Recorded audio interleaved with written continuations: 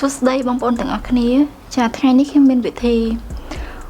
អបមុខធម្មជាតិបំបត្តិមុខមុន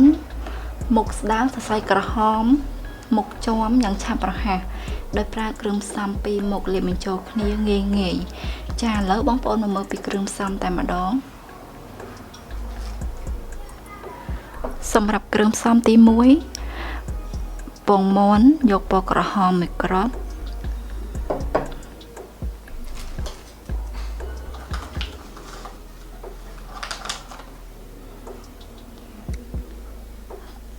ទី2ម្សៅកាហ្វេយក1ស្លាបព្រាកាហ្វេលាយបញ្ចូលគ្នាហើយយើងកូរឲ្យសព្វចូលគ្នាមក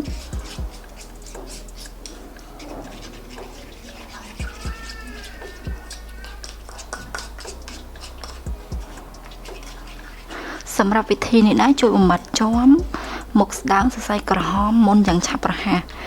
ចាធ្វើឲ្យមុខសរលោងម៉ត់ខៃតែម្ដង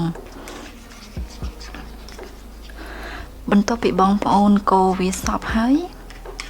យើងលាងសម្អាតផ្ទៃមុខចេញឲ្យបានស្អាតហើយជូតចេញឲ្យស្ងួតបន្ទាប់មកយកម៉ាស់នេះមកអប់នៅលើផ្ទៃមុខរបស់យើងតែម្ដង